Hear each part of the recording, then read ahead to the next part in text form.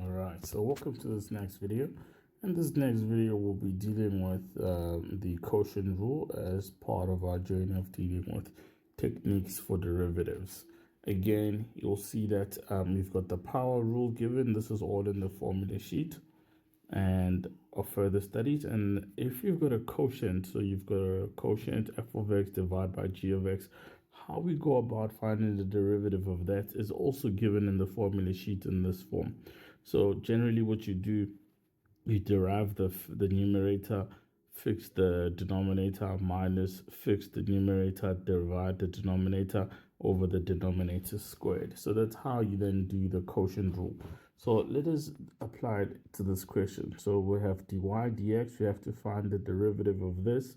So what we'll then do, according to our rule, we will differentiate the numerator. So this gives us 18x squared minus 4x plus 1. And then we fix the bottom part minus what we then do, we derive the bottom part, so the derivative of that is just 1. And therefore, we keep the numerator as it is, minus 1. And all of this is over the denominator all squared. Okay, so that's how you do differentiation using the quotient rule.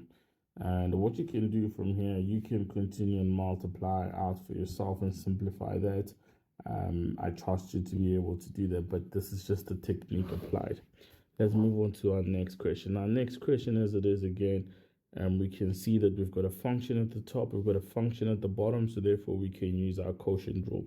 Our quotient rule tells us that we need to derive the top or the numerator, so giving us 4x plus 1, and then we keep the denominator as it is, and therefore subtract, we divide, we differentiate the denominator, so this will be 3x squared plus 6x, and then we keep the numerator as it is, minus 1, and then we divide all of that by the square of the denominator.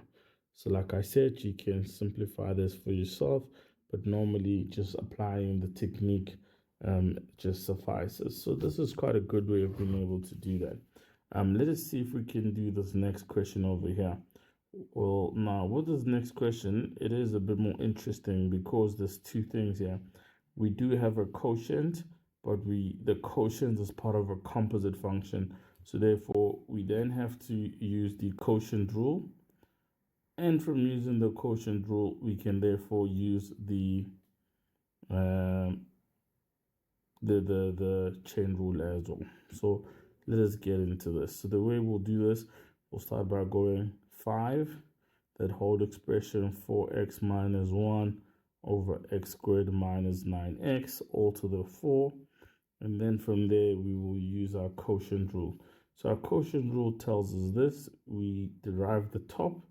So this is 4 in my expression. Then we multiply by the denominator minus, we differentiate the bottom, which is 2x minus 9. And then we keep the numerator as it is, minus 1.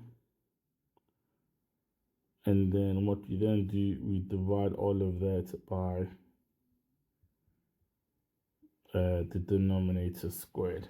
So in a lot of situations, this should suffice, but you can go on and simplify that for yourself. I hope the quotient rule has made sense and that we can have examples where we use a combination of these rules that we have. And I hope that this makes sense, and I will see you in the next video.